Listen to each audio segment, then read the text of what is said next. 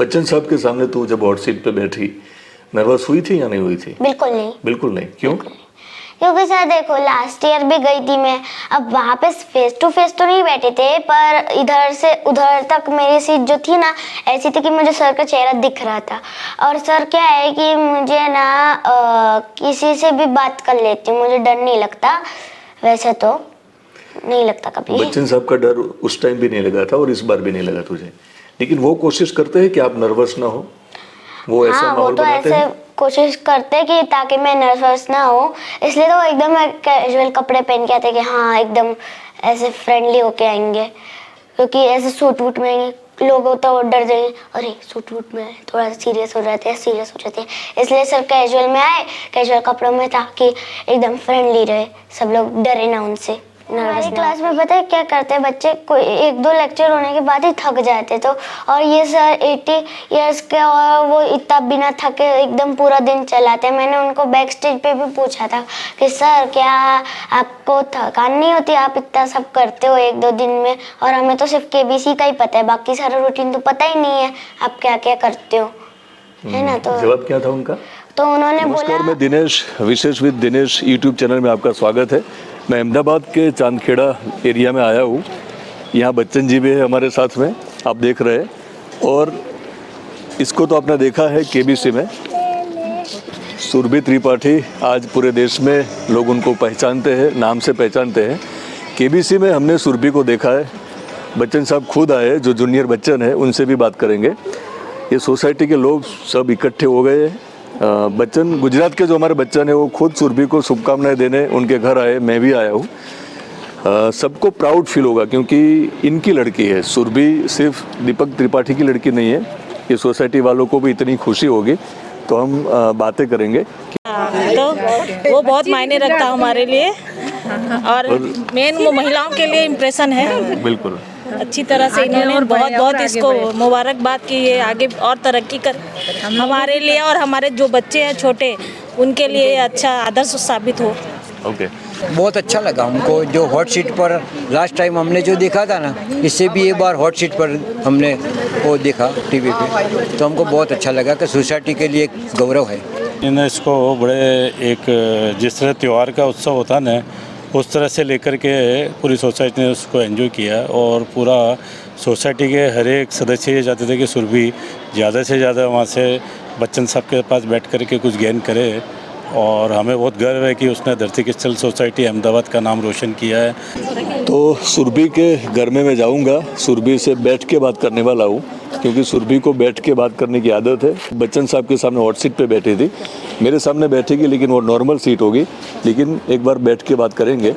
और हमारे जो गुजरात के बच्चन हैं, जिनको पिनाकिन गोहिल के नाम से हम पहचानते हैं, और बच्चन साहब पर्सनली उनको पहचानते हैं, तो वो कहानी भी उनसे सुनेंगे। उनका एक अलग इंटरव्यू मैं करने वाला हूँ, यहाँ ही कर लूँगा, लेकिन पहले हम सुरभि को मिलते हैं। घर पे जाएंगे, वहाँ आपसे इंटरव्यू करेंगे।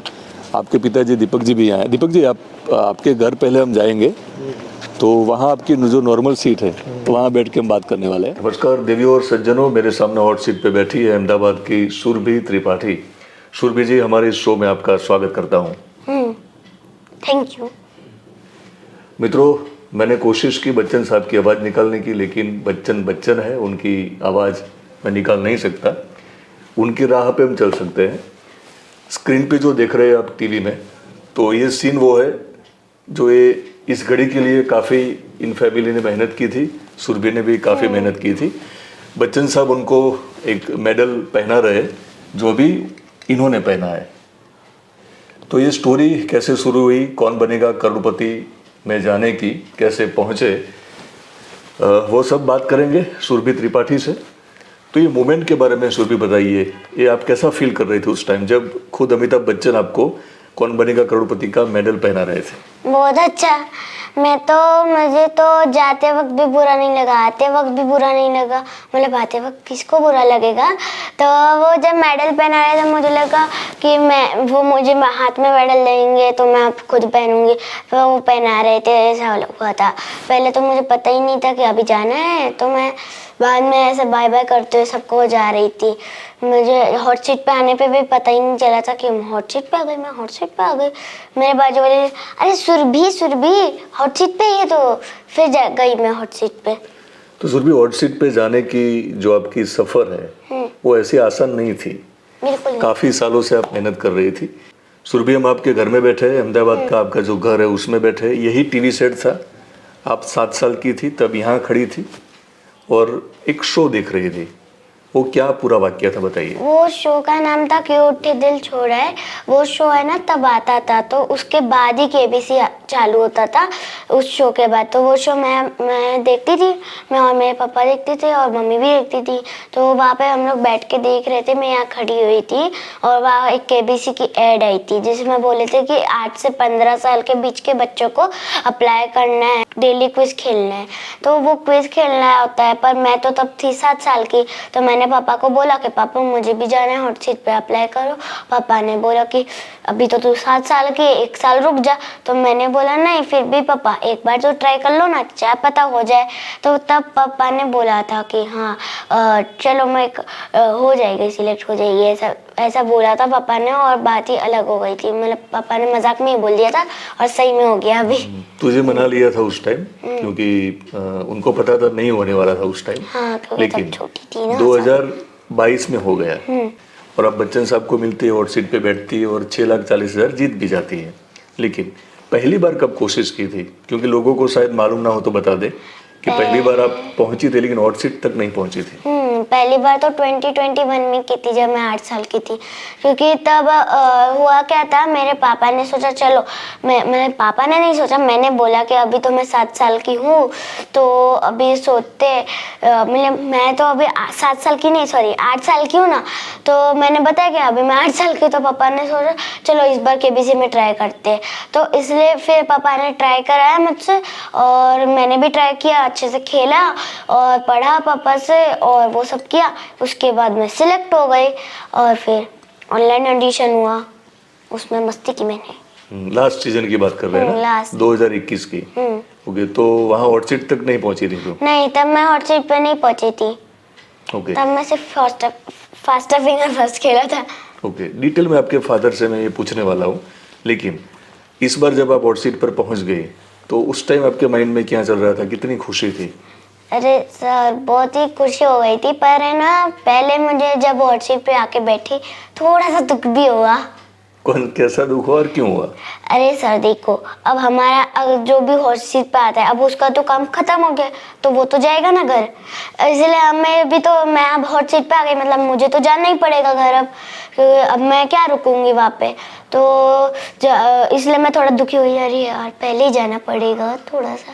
बाद में तो मैं खुश हो गई थी कि हाँ चलेगा चलेगा, कुछ बात नहीं। वैसे तो क्योंकि सब लोग तो मेरे फ्रेंड बन गए थे ना, तो सबको मैं बात भी कर सकती हूँ कैसे भी, मतलब कोशिश तो करूंगी बात करने की। बच्चन साहब के सामने तू जब हॉट सीट पे बैठी, नर्वस हुई थी या नहीं हुई थी? बिल्कुल नहीं। बिल्कुल नहीं, क्यों? क्योंकि सर देखो, लास्ट ईयर भी गई थी मैं, अब वहाँ पे फेस टू फेस तो नहीं बैठे थे, पर इधर से उधर तक मेरी सीट जो थी ना ऐसी थी कि मुझे सर का चेहरा दिख रहा था।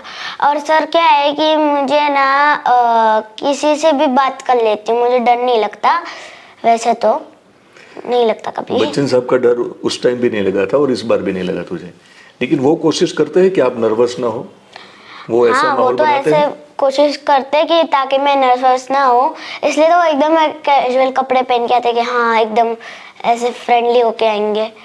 क्योंकि ऐसे सूट वूट में आएंगे, लोग तो डर जाएंगे, अरे सूट वूट में थोड़ा सीरियस हो जाते हैं, इसलिए सर कैजुअल में आए, कैजुअल कपड़ों में, ताकि एकदम फ्रेंडली रहे, सब लोग डरे ना उनसे, नर्वस ना हो कोई। शूट के पहले? ओके, या शूट के दौरान? शूट के दौरान भी कैजुअल कपड़ों में ही आए थे। बिल्कुल, मतलब आपको नॉर्मल रखने की वो कोशिश करते, इसीलिए तो ये बिग भी है ना। आप डरी नहीं, लेकिन जब सामने पाया आपने उनको, को मालूम था आप बच्चन के सामने खड़ी हो, यस। दिमाग में क्या चल रहा था? दिमाग में मैंने कोई वैसे तो बातें ज़्यादा सोची नहीं थी, पर कुछ फनी बातें मैंने सोची थी कि हाँ ये बोलूँगी, थोड़ी बहुत तो बोली पर ज़्यादातर नहीं बोल पाई, क्योंकि बातें कर रही थी मैं और खेलने में भी तो ध्यान था, तो इसलिए मैं थोड़ा भूल गई। ओके, और पर्सनली क्या सीखा आपने बच्चन साहब के सामने बैठ के, उनसे बात करके, उनको देख के? उनको देख के तो वैसे तो मैंने 80 इयर्स की एज में इतना सारा एनर्जेटिक, ऐसे हमारी क्लास में पता है क्या करते हैं बच्चे, कोई 1-2 लेक्चर होने के बाद ही थक जाते, तो और ये सर 80 इयर्स के और वो इतना बिना थके एकदम पूरा दिन चलाते हैं। मैंने उनको बैक स्टेज पे भी पूछा था कि सर क्या आपको थकान नहीं होती, आप इतना सब करते हो 1-2 दिन में, और हमें तो सिर्फ केबीसी का ही पता है, बाकी सारा रूटीन तो पता ही नहीं है आप क्या क्या करते हो, है ना। तो जवाब क्या था उनका? तो उन्होंने मतलब बात ही अलग कर दी कि उनको एक है ना आर्य शाह करके आया था, उनको भी उन्होंने बोला था कि मुझे कॉम्प्लीमेंट्स पसंद नहीं है, तो वो थोड़ा सा वैसे मैंने कॉम्प्लीमेंट जैसे ही बोला ना, इसलिए उन्होंने फनी में बोला कि ये केबीसी की टीम को बोलो वो हमें बहुत काम देते हैं तो इसलिए उनको बोलो थोड़ा कम काम दे। तो है ना मैं और सर हंसने लगे। वैसे तो वो सारा बैक स्टेज पे ही हुआ था, ज़्यादा कुछ से वो स्टेज पे नहीं हुआ था, बैक स्टेज पे हुआ था। तो सुरभि तू 6,40,000 जीत गई थी, लेकिन तुझे लगता है कि जो ये बातें हैं जो बच्चन साहब ने बोली, आपने सुनी, तो उनकी कोई कीमत नहीं है? क्योंकि ये लेसन है जीवन का जो पूरी लाइफ तुझे काम आने वाली है, उनकी एनर्जी, उनकी वर्क स्टाइल। तो लगता है कि 6,40,000 से भी ज़्यादा वहाँ से कुछ तू पाके आई है? हाँ सर, वहाँ पे तो मैंने बहुत कुछ सीखा। फ्यूचर के लिए क्या सोचा है तुझे, क्या करना है और किस फील्ड में आगे बढ़ना है? मुझे तो आर्टिस्ट बनना है। ड्राइंग अच्छा करती है? ओके, तो फाइन आर्ट्स में तू जाएगी और बड़ी आर्टिस्ट तो बनने वाली है ना। इतने बड़े आर्टिस्ट को तो मिल चुकी है केबीसी में। 6,40,000 तू जीत चुकी है।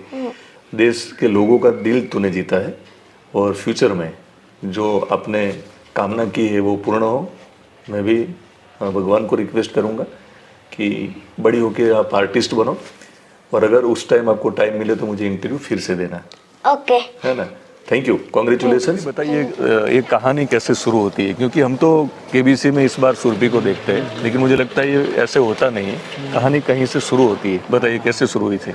जूनियर किड्स का उन लोगों ने अनाउंसमेंट किया कि जूनियर किड्स का रजिस्ट्रेशन चालू हो रहा है। तब उन्होंने एज बताई कि एज भी साथ में बताई थी, और 8 साल से 15 साल के बीच में।